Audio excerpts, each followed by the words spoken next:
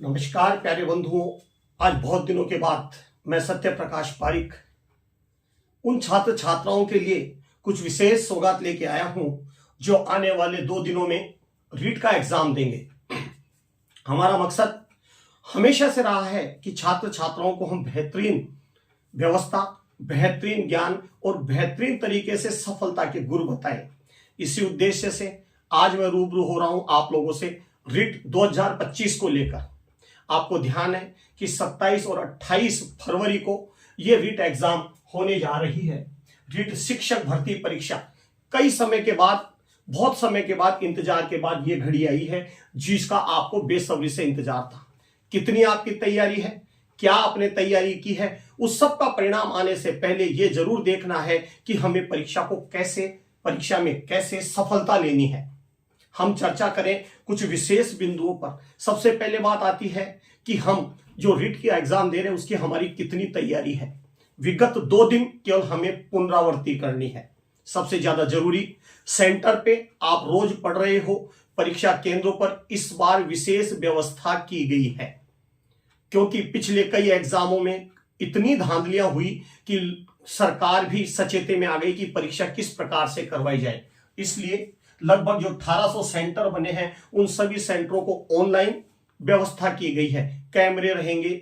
इसके अलावा हमें इनसे कोई फर्क नहीं पड़ता यदि हमारी तैयारी बेहतर है। आप परीक्षा केंद्र पर लगभग 2 घंटे से पहले पहुंचे। जैसा आपको पता है, प्रथम पारी 9 बजे से है और द्वितीय पारी 2 बजे से है। फर्स्ट लेवल और सेकंड लेवल की यह तैयारी है। आपका कौन से में है, क्योंकि परीक्षा केंद्र के दरवाजे ठीक 1 घंटे पहले बंद कर दिए जाएंगे। इसलिए आप जल्दी से जल्दी केंद्र पर पहुंचने की कोशिश करें। साथ ही परीक्षा केंद्र जो पिछले कई सालों से एक विचारणीय बिंदु बना हुआ है कि हम क्या पहन के जाएं। बड़ी तकलीफ होती है जब हम छात्र छात्राओं के कपड़े खुलवाते हैं। मेरे भी यहां सेंटर होने पर कई बार हम उनकी बाहें काटनी पड़ती है, कान के खुलवाते हैं, गले का खुलवाते हैं, तो बड़ी यूं महसूस होता है। जबकि बार बार पहले अवगत करवाया जाता है कि आपको क्या सादा कपड़े पहन के आने हैं, जहां तक हो सके सिंपल पैंट शर्ट पहन के हो, चप्पल या सैंडल ही चलेंगे, बंद लेस वाले जूते कतई स्वीकार नहीं होंगे। हो सके तो लंबी बाजू का कमीज भी न पहन के आए, हाफ का पहन के आएंगे तो बेस्ट रहेगा।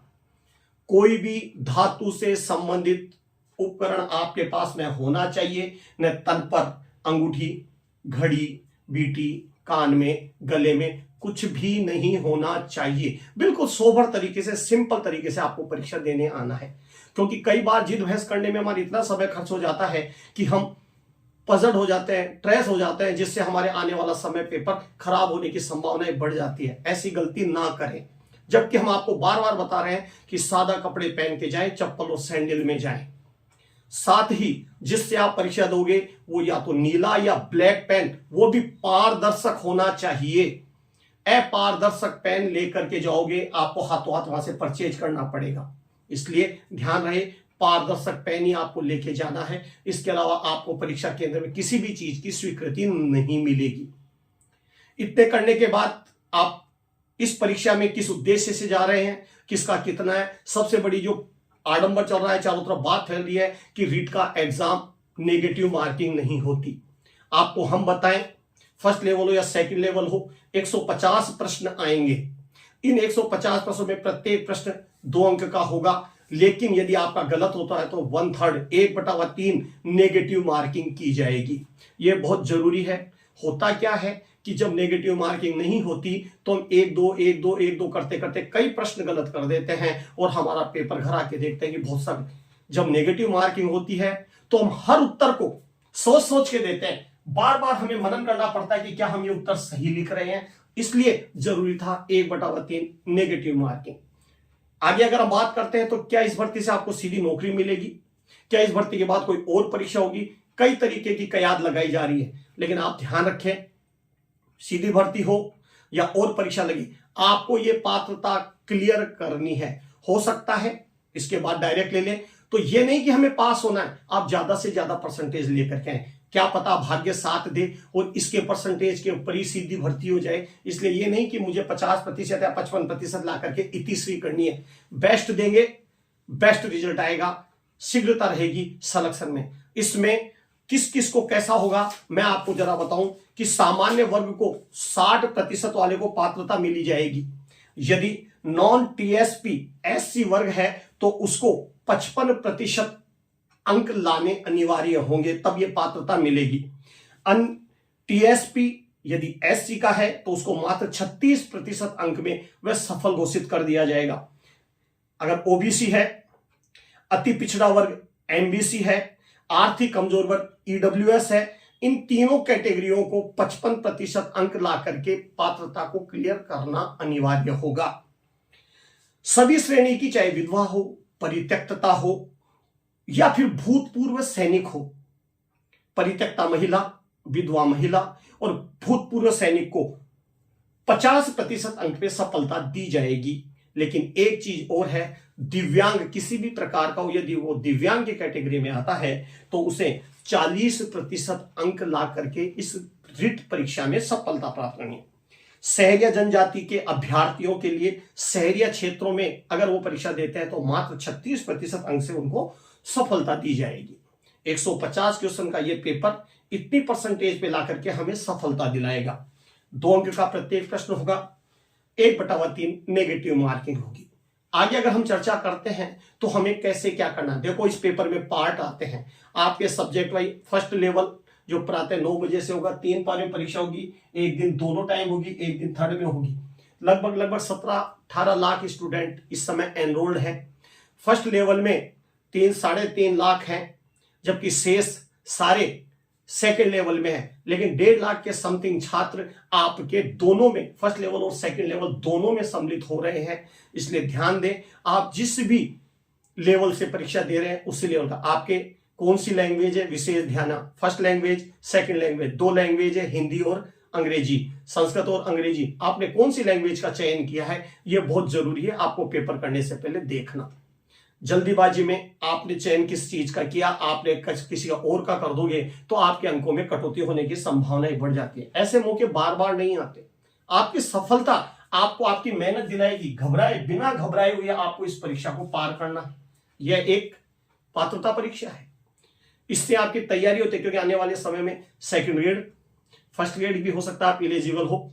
फर्स्ट ग्रेड की तैयारी भी इसमें काफी अंश तक, एसएसटी वालों का तो बहुत कुछ फर्स्ट ग्रेड से और सेकंड ग्रेड से भी जुड़ता है। सब्जेक्ट वाला हिंदी की बात करते हैं तो हिंदी वालों का भी जुड़ता है। इसलिए ये न सोचें कि हमें ये परीक्षा, हमें केवल सफलता प्रतिशत 60, 55, 65 नहीं, हमें ज्यादा से ज्यादा अंक ला करके ऊंचे सिरे पे हो सकता है हमारा भाग्य साथ दे और टॉपर को सीधी भर्ती नियुक्ति दे दी जाए। यदि नहीं देते हैं, आपकी तैयारी बेहतर है तो एक परीक्षा अगर और आयोजित करवाई जाती है तो भी आप अव्वल रहेंगे, क्योंकि आपके पास चांस है, क्योंकि छटनी हो जाएगी, कुछ गिने चुने छात्र उस परीक्षा को दे पाएंगे। इसलिए हमारी शुभकामनाएं, आपको ढेर सारी बधाई अग्रिम की आप इस परीक्षा में सफल हो। फिर भी आज चारों तरफ सेंटर आ रहे हैं, एक दूसरे के कहीं भी आप पहुंच रहे हो, आने में जाने में समय से पहले पहुंचे। हर जगह आप लोगों के लिए क्षेत्र विशेष में अलग अलग जगह पे लोगों के द्वारा व्यवस्था की जा रही है। जैसे हमारे यहाँ चौमू में भी महर्षि पाराशर पारिक सेवा समिति ने पारिक समाज के बंधुओं के लिए हमारे अध्यक्ष श्रीमान राम अवतार जी पारिक, सचिव साहब, व्यवस्थापक महोदय ने, सभी ने मिलकर के एक विशेष व्यवस्था कर रहे हैं कि कहीं दूर से भी यदि चौमू में कोई सेंटर आया है पारिक बंधु का, बालक बालिकाओं का, तो उन्हें पृथक से पारिक भवन में व्यवस्था इस तरीके की, जयपुर में ब्राह्मण वर्ग ने की है, उदयपुर में की है, सीकर में है, सोशल ग्रुप, सब ने अपनी अपनी व्यवस्था। इसलिए समय पर पहुंचे, अपना सामान लेकर के जाएं, आपकी आवश्यकता की चीजें पूरी लेकर के जाएं, परेशान होने की आवश्यकता नहीं। निडर होकर के, धैर्य के साथ, मजबूती के साथ जो आपने तैयारी की है उस तैयारी को बेखौफ आपको पेपर पे परोसना है। हम चाहते हैं कि अगली परीक्षा से हो उससे पहले आप नियुक्ति लो, जैसा हम बता रहे हैं आप लोगों को बताएं, क्योंकि परीक्षा कमी से नहीं, आपकी तैयारी कम है तो घबराएं नहीं, आपकी परीक्षा बहुत ज्यादा है तो जोश न करें, खूब है तो और करें, कम है तो उसे बढ़ाने की कोशिश करें। हताश होने की आवश्यकता कतई ही नहीं है। अभी आपके पास बहुत समय रिवाइज करने के लिए खूब है। 26 से पूरा दिन है, 25 की रात है, 26 का दिन है, 26 की रात्रि है, क्योंकि चम के लगना पड़ेगा। ये कंपटीशन है। 17 लाख स्टूडेंट एनरोल्ड होना मायने रखता है। इतने छात्र परीक्षा, उनकी प्रतिस्पर्धा में आपको आपके पात्रांक चाहिए। इसलिए एक बार पुनः मैं सत्य प्रकाश पारिक राजभाषी अपने प्रयास एजुकेशन ग्रुप की ओर से आपको हार्दिक बधाई देता हूं एवं आपको सफलता की ईश्वर से कामना करता हूं।